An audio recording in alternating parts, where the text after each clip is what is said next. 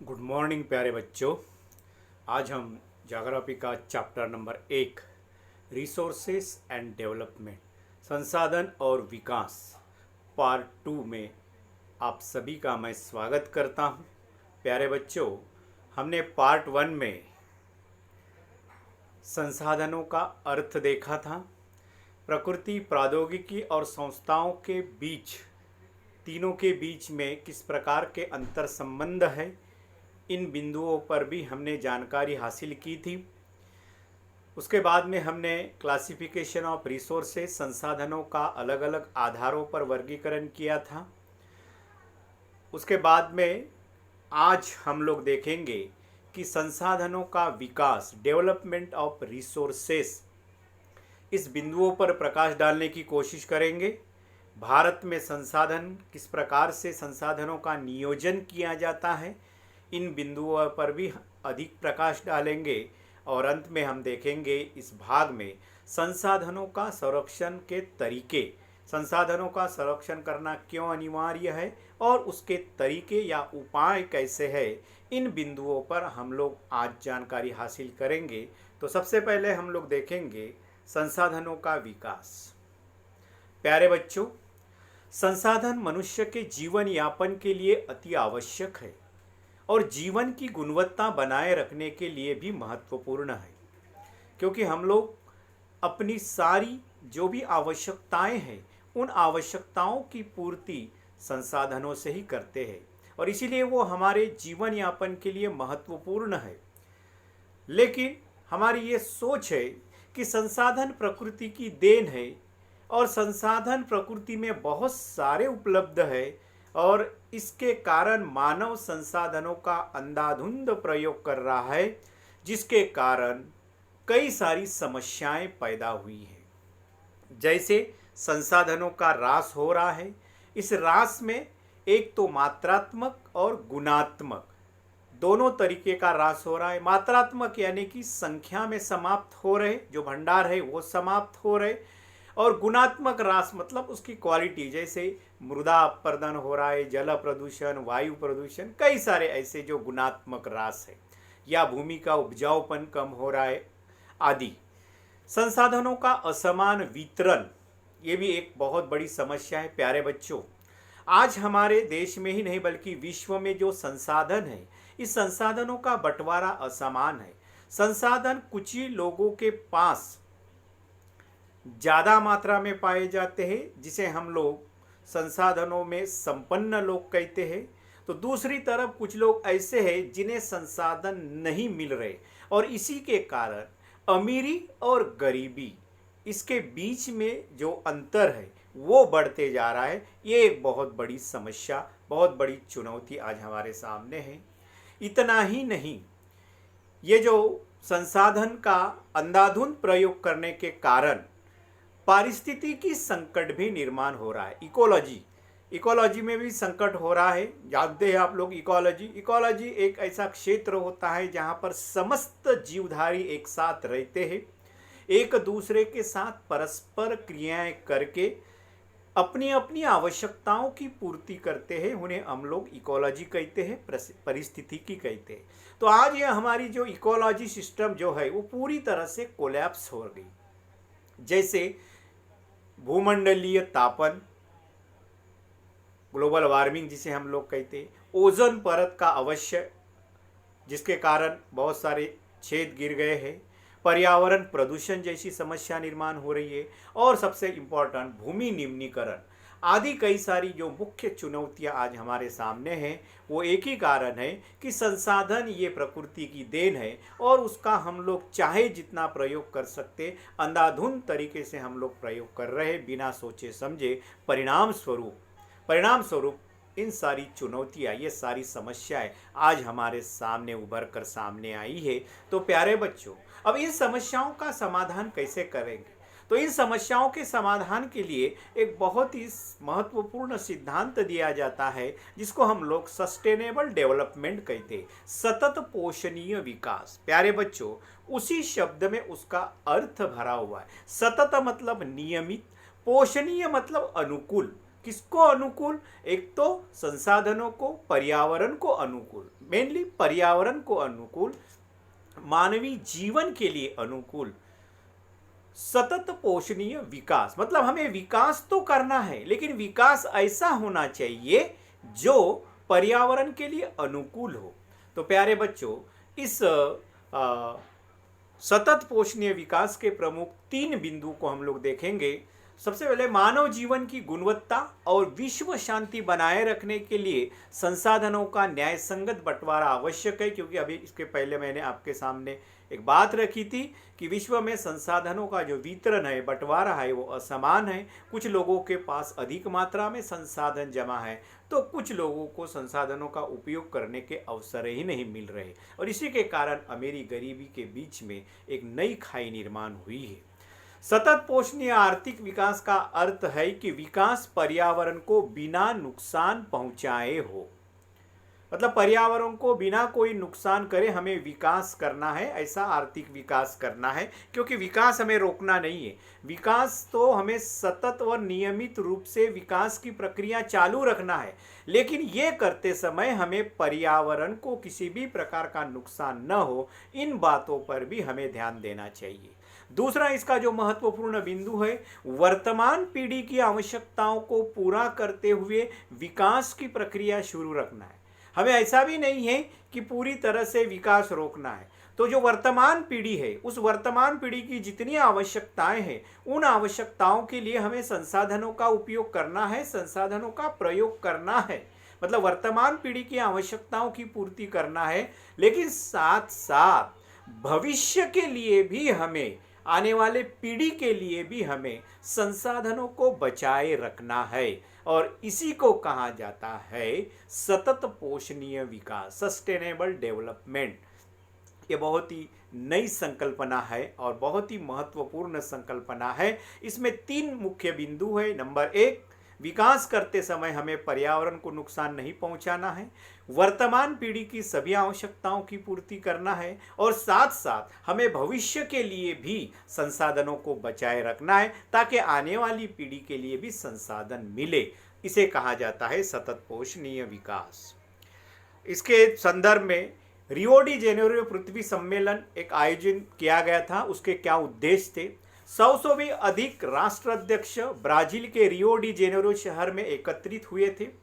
सम्मेलन का आयोजन विश्व स्तर पर उभरते पर्यावरण संरक्षण एवं सामाजिक आर्थिक विकास की समस्याओं का हल ढूंढने के लिए किया गया था। सभी नेताओं ने भूमंडलीय जलवायु परिवर्तन और जैविक विविधता पर एक घोषणा पत्र पर हस्ताक्षर किए। सम्मेलन में भूमंडलीय वन सिद्धांतों पर भी सहमति जताई गई। सम्मेलन में 21वीं शताब्दी के लिए सतत पोषणीय विकास के लिए एक एजेंडा उन्होंने घोषित किया, डिक्लेयर किया। उसका नाम है एजेंडा 21। मतलब 2021 के लिए पूरे विश्व का एजेंडा क्या रहेगा, उसको उन्होंने स्वीकृति प्रदान की। तो बच्चों, वो एजेंडा क्या है? एजेंडा 21, इसके ऊपर बहुत बार प्रश्न पूछा जाता है, इसीलिए इसको भी हम लोग देख लेते हैं। यह एक घोषणा पत्र है जिसे 1992 में ब्राजील के शहर रियो डी जेनेरो में संयुक्त राष्ट्र पर्यावरण और विकास सम्मेलन के तत्वाधान में राष्ट्र अध्यक्षों द्वारा, लगभग 100 राष्ट्रों के राष्ट्र अध्यक्षों के स्वाक्षरी से यह घोषणा पत्र स्वीकृत किया गया है, यह एजेंडा स्वीकृत किया गया है, एजेंडा 21। इसका उद्देश्य भूमंडलीय सतत पोषणीय विकास हासिल करना है। अभी जिन सतत पोषणीय विकास के 3 प्रमुख सिद्धांत हमने देखे थे, बस उन्हीं बातों पर हमें इसमें चर्चा करना है। यह एक कार्य सूची है जिसका उद्देश्य समान हितों, पारस्परिक आवश्यकताओं एवं सम्मिलित जिम्मेदारियों के अनुसार विश्व सहयोग के द्वारा पर्यावरणीय क्षति, गरीबी और रोगों से निपटना है। इस एजेंडे के अनुसार प्रत्येक स्थानीय निकाय अपना स्थानीय एजेंडा 21 बनाएगा। मतलब जो हमारी लोकल बॉडीज है, वो भी इस सतत पोषणीय विकास के लिए अपना स्थानीय एजेंडा बनाएगी। अभी हम लोग देखेंगे संसाधन नियोजन। संसाधन नियोजन किसे कहते हैं? अभी हमने देखा था कि किस प्रकार से संसाधनों का अंधाधुंध तरीके से, अविवेकपूर्ण तरीके से उपयोग हो रहा है, और इसीलिए कई सारे संसाधन हमारे समाप्त होने के कगार पर आ रहे हैं। और इसीलिए संसाधनों का नियोजन करना बहुत ही आवश्यक है। तो संसाधनों के विवेकपूर्ण उपयोग के लिए नियोजन एक सर्वमान्य रणनीति है। एक सर्वमान्य रणनीति के तहत ही संसाधनों का नियोजन किया जाता है। इसलिए राष्ट्रीय स्तर पर, प्रादेशिक स्तर पर और स्थानीय स्तर पर संतुलित संसाधन नियोजन की आवश्यकता है। और इसी को ध्यान में रखते हुए अब हम देखेंगे कि भारत में संसाधनों का नियोजन कैसा किया है और संसाधन नियोजन की शुरुआत भारत ने कब से की है, उन बिंदुओं पर हम लोग ध्यान देखेंगे। बहुत ही इंपॉर्टेंट एस्पेक्ट है ये, बहुत बार इसके ऊपर प्रश्न पूछा जाता है। तो भारत में संसाधन नियोजन किस प्रकार से किया गया?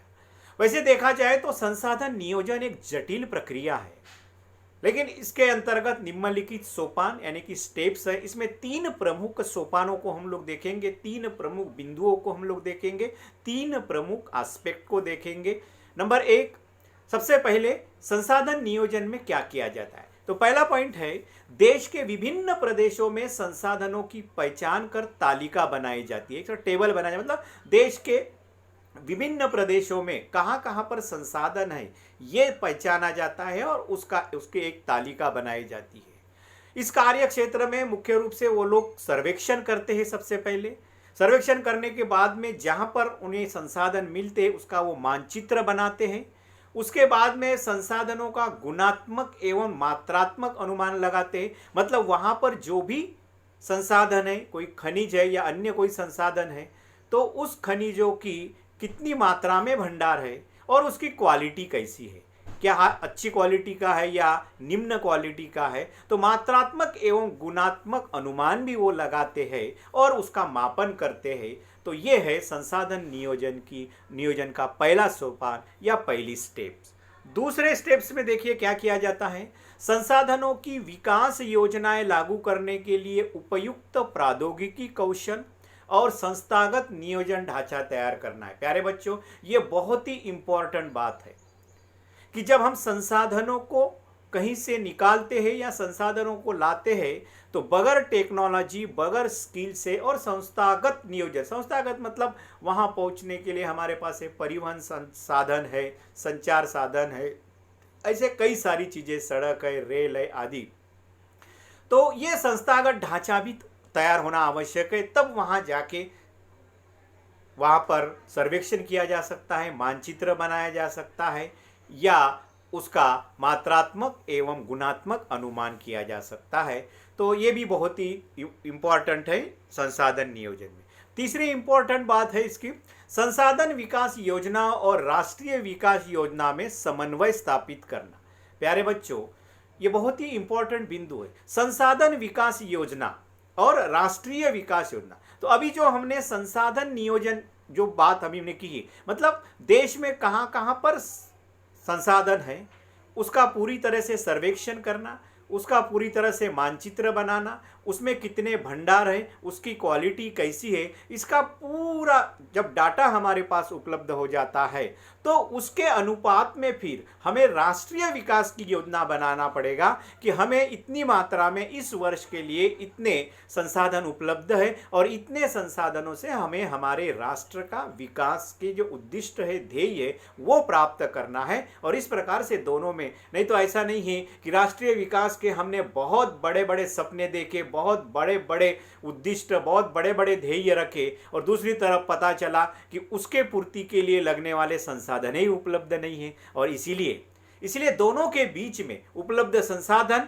और राष्ट्रीय विकास, इन दोनों के बीच में समन्वय होना बहुत ही आवश्यक है और यही संसाधन नियोजन एक बहुत ही महत्वपूर्ण स्टेप्स या बिंदु माना जाता है। वैसे देखा जाए तो भारत में प्रथम पंचवार्षिक योजना से ही संसाधन नियोजन के प्रयास किए गए हैं, ये एक बहुत अच्छी बात है। भारत में विकास सामान्यतः संसाधनों की उपलब्धता पर ही आधारित नहीं है, बल्कि इसमें प्रौद्योगिकी, मानव संसाधन की गुणवत्ता और ऐतिहासिक अनुभव का योगदान रहा है। तो प्यारे बच्चों, हमारे देश में अभी तक जो हमने संसाधनों को जो एक प्रकार से जो पता लगाया है या संसाधन का जो नियोजन किया है, इसमें हमारे देश में उपलब्ध संसाधन तो है ही, लेकिन इसके साथ साथ हमारे देश में उपलब्ध प्रौद्योगिकी, हमारे देश में जो मानव संसाधन, जो बहुत ही स्किल पर्सन, प्रशिक्षित, शिक्षित ऐसा हमारे पास ह्यूमन रिसोर्स अवेलेबल है। और तीसरा ऐतिहासिक अनुभव। ऐतिहासिक अनुभव यहाँ पर इस संदर्भ में है कि हमारे देश में जो औपनिवेशिक शासन काल में ब्रिटिश सरकार का जो शासन था, तो ब्रिटिश सरकार ने भी उस समय भारत के कई सारे संसाधनों की खोज की थी और उन संसाधनों का उपयोग करने के लिए उन्होंने सर्वेक्षण किया था। ब्रिटिशों जैसा सर्वेक्षण तो आज भी हमारे देश में लगभग नहीं है, ऐसा हम लोग कह सकते। इतने विस्तृत मात्रा में ब्रिटिशों ने संशोधन किए थे और सर्वेक्षण किए थे, और इसीलिए यह ऐतिहासिक अनुभव हमारे पास था। इसके कारण हम लोग संसाधन नियोजन करने में, संसाधनों का पता लगाने में व संसाधनों का राष्ट्रीय के विकास में उपयोग करने का जो एक नियोजन हमने बनाया है, इसी के कारण संभव हो पाया है। अभी हम लोग देखेंगे संसाधनों का संरक्षण। प्यारे बच्चों, अभी तक हमने तो जिक्र किया है कि, और हमने जब संसाधनों का जो वर्गीकरण देखा था, क्लासिफिकेशन ऑफ द रिसोर्सेज, उसमें हमने देखा था समाप्त होने के आधार पर नवीकरणीय संसाधन, अनवीकरणीय संसाधन। मतलब कुछ संसाधन ऐसे हैं जिसका एक बार प्रयोग करने के बाद भी हम लोग दोबारा प्राप्त कर सकते हैं, उसे हम लोग नवीकरणीय संसाधन कहते हैं। जैसे उदाहरण के लिए जल है, पवन है, वन है आदि, सौर ऊर्जा है, पवन ऊर्जा है आदि। तो दूसरी तरफ हमने अनवीकरणीय संसाधन। अनवीकरणीय संसाधन म्हणजे जिन संसाधनों का एक बार प्रयोग करने के बाद में पूर्ण रूप से समाप्त हो जाते हैं, उसको अनवीकरणीय संसाधन कहते हैं। जैसे हमारे सभी प्रकार के जीवाश्म ईंधन, ये सारे जो है ये लगभग एक बार प्रयोग करने के बाद में समाप्त हो जाते हैं। दोबारा इनकी प्राप्ति करना बहुत ही कठिन है, क्योंकि इनके निर्माण के लिए हजारों और लाखों वर्ष के बाद ये बनते हैं या तैयार होते हैं। तो इसीलिए हमें संसाधनों का संरक्षण करना आवश्यक है। तो देखते हैं कि संसाधनों का संरक्षण किस प्रकार से किया जाता है, या संसाधन संरक्षण किसे कहते हैं। तो संसाधनों का सावधानी पूर्वक प्रयोग या विवेकपूर्ण प्रयोग तथा उन्हें नवीकरण के लिए उचित समय देना ही संसाधन संरक्षण है। Very simple definition. संसाधनों का विवेकपूर्ण उपयोग या सावधानी पूर्वक प्रयोग तथा उन्हें नवीकरण के लिए उचित समय देना ही संसाधन संरक्षण है। संसाधनों की परिवहन एवं रिसाव से होने वाली बर्बादी को कम करना। प्यारे बच्चों, जब संसाधनों को जमीन से निकाला जाता है, वह उन्हें एक स्थान से दूसरे स्थान पर कारखानों तक पहुंचाया जाता है, तब कई सारे ऐसे रिसाव हो जाते हैं, कई सारे ऐसे संसाधन परिवहन के समय में गिरते हैं। हर दिन अगर एक एक ट्रक से, एक एक लॉरी से अगर एक एक कोयले का पत्थर भी गिरता है, तो सोचिए कितना सारा बर्बादी है। तो इस प्रकार से संसाधनों की परिवहन एवं रिसाव से होने वाली बर्बादी को हमें कम करना चाहिए। संसाधनों का कम से कम हमें प्रयोग करना चाहिए, ये सबसे इम्पोर्टेंट बात है। ये भी, इसको भी व्याख्या में डाला जाता है कि संसाधनों का कम से कम प्रयोग करना व नवीकरण के लिए उचित समय देना, इसको भी हम लोग संसाधन संरक्षण कहते हैं। संसाधनों का पुनर्चक्रण, रिसाइकलिंग। प्यारे बच्चों, रिसाइकलिंग मतलब जैसे धातु वगैरह हम जो उपयोग करते हैं, तो जब धातु पूरी तरह से वो अनुपयोगी हो जाते हैं, तब फिर उसे हमें रिसाइकलिंग के लिए भेजना चाहिए, ताकि उसे नई चीज बनाया जा सके। तो संसाधनों का पुनर्चक्रण करना चाहिए। नेक्स्ट पॉइंट है संसाधनों के वैकल्पिक स्रोतों का प्रयोग करना, बहुत ही इंपॉर्टेंट। वैकल्पिक स्रोत का मतलब पर्यायी। जैसे कुछ चीजें ऐसी है जिसमें हम लोग केवल धातु का प्रयोग नहीं करना है, हमें केवल धातु की जगह अन्य चीजों का भी निर्माण कर सकते हैं। जैसे चेयर का प्रयोग हमें अगर लोहे की बनाने के बजाय अगर हम लोग लकड़ी की बनाते हैं या प्लास्टिक की बनाते हैं, घर में यूज करने जाने वाले जो टब है या बकेट है, आमतौर पर स्टील जर्मन की पहले हम लोग यूज करते थे, लेकिन अभी हाल ही में हमारे पास टेक्नोलॉजी अवेलेबल है, बहुत सारे ऐसे मजबूत प्लास्टिक की बकेट्स मिल जाती है। तो ऐसे समय में हम लोग उन चीज़ों का उपयोग कर सकते हैं। इसे कहा जाता है वैकल्पिक स्रोतों का प्रयोग करना। नवीकरण योग्य संसाधनों का अधिक प्रयोग करने पर बढ़ावा देना। तो जो नवीकरण योग्य संसाधन है, ठीक है, उनका अधिक प्रयोग करना चाहिए और अनवीकरण संसाधनों का कम से कम, क्योंकि अनवीकरण संसाधन एक बार उपयोग किया कि समाप्त हो जाते हैं। तो नवीकरण संसाधन ऐसे संसाधन है कि प्रयोग करने के बाद में हम लोग कुछ अंतराल के बाद में उसे प्राप्त कर सकते। इसलिए लोगों को इन संसाधन, जैसे अभी हाल ही में हम लोगों को अगर क्या कहते हैं हम लोग नेशनल थर्मल पावर स्टेशन जो है, यानी कि औष्णिक वीज केंद्र जो है, औष्णिक वीज केंद्र से बनने वाली ऊर्जा का उपयोग करने के बजाय अगर हम लोग पवन ऊर्जा, ज्वारीय ऊर्जा, उसके बाद में सौर ऊर्जा आदि भूतापीय ऊर्जा, इन ऊर्जाओं को अगर हम लोग अधिक ज़्यादा महत्व देते हैं या इससे अधिक बढ़ावा देकर इससे ऊर्जा की निर्मित करते हैं तो निश्चित रूप से हमें कोयले को हम लोग बचा सकते हैं। कोयले के हम लोग जो पड़ने वाला जो दबाव है उसको हम लोग कम कर सकते हैं। संसाधन संरक्षण के बारे में लोगों की जागृति लाना ये बहुत इंपॉर्टेंट पॉइंट है। लोगों में यही सोच होती है कि ये प्रकृति में बहुत सारे उपलब्ध है और इसीलिए इसका जैसा चाहे वैसा उपयोग करो, लेकिन ऐसा नहीं है बच्चों। तो हमें जागृति ले लाना चाहिए। महात्मा गांधी के विचार है इसके बारे में, क्या कहा था महात्मा गांधी जी ने, देखिए ऐसे स्टेटमेंट वाले जो सेंटेंस होते हैं उसके ऊपर बहुत सारे प्रश्न पूछे जाते हैं। हमारे पास हर व्यक्ति की आवश्यकताओं की पूर्ति के लिए बहुत कुछ है, यानी कि प्रकृति में सबके आवश्यकताओं के पूर्ति के लिए बहुत कुछ है, लेकिन किसी की लालच की संतुष्टि के लिए नहीं। अगर कोई लालच करके सभी संसाधनों का उपयोग करने लगेगा तो प्रकृति उसके लालच की संतुष्टि नहीं कर सकता है। अर्थात हमारे पास पेट भरने के लिए बहुत कुछ है, लेकिन पेटी भरने के लिए नहीं। बहुत ही समर्पक ऐसा विचार ये महात्मा गांधी का है। तो इसके ऊपर प्रश्न आता है कि इस कथन के पीछे महात्मा गांधी के क्या विचार थे, तो इसका उत्तर भी मैंने बताया है। देखिए वेरी सिंपल, मानव अपनी सभी आवश्यकताओं की पूर्ति पर्यावरण से ही करता है और हमारे प्रकृति में सभी के आवश्यकताओं की पूर्ति करे इतने पर्याप्त संसाधन है, लेकिन मानव अपनी लालच के कारण संसाधनों का अंधानुकरण से अगर प्रयोग कर रहा है, तात्पर्य यह है कि ऐसा करने से वो संसाधन समाप्त हो जाएंगे, तब उसकी आवश्यकताओं की पूर्ति करने का सामर्थ्य हमारे पृथ्वी में या हमारे भूमि में नहीं रहेगा। इसलिए हमें संसाधनों का सतर्कतापूर्वक प्रयोग करना चाहिए। हमें सतत पोषणीय विकास के सिद्धांतों का पालन करना चाहिए, जिससे वर्तमान पीढ़ी की आवश्यकताओं की पूर्ति के साथ साथ भविष्य के लिए संसाधनों को बचाकर पर्यावरण में संतुलन बनाए रखने में योगदान देना चाहिए। इस प्रकार के विचार इसमें। और महात्मा गांधी जी ने एक बात कही थी कि आज वर्तमान समय में लोग जो अंधाधुंध तरीके से संसाधनों का उपयोग कर रहे हैं, उसका कारण एक ही है, प्रौद्योगिकी ज्ञान। और प्रौद्योगिकी ज्ञान के कारण क्या हो रहा है, संसाधन एक ही व्यक्ति के पास जमा हो रहा है और अपने प्रौद्योगिकी के बल पर वो अत्यधिक मात्रा में उत्पादन कर रहा है, जितनी आवश्यकता भी नहीं है। इसलिए महात्मा गांधी का कहना था कि प्रौद्योगिकी के उपयोग करके एक ही व्यक्ति उसका उत्पादन करे, इसके बजाय अगर वो जन समुदाय उसका उपयोग करे तो निश्चित रूप से संसाधनों का यहाँ पर संरक्षण हो सकता है। इस प्रकार के विचार महात्मा गांधी ने दिए थे। अब इस पर आधारित प्रश्न है, सतत पोषणीय विकास से आप क्या समझते हो? संसाधन संरक्षण के तरीकों का वर्णन कीजिए। एजेंडा 21 क्या है? और अभी हाल ही में हमारे पास हर व्यक्ति की आवश्यकता के पूर्ति के लिए बहुत कुछ है, लेकिन किसी के लालच की संतुष्टि के लिए नहीं। अर्थात हमारे पास पेट भरने के लिए बहुत कुछ है, लेकिन पेटी भरने के लिए नहीं। इस कथन के पीछे गांधी जी के क्या विचार थे, इन बातों पर आपको विचार करना है।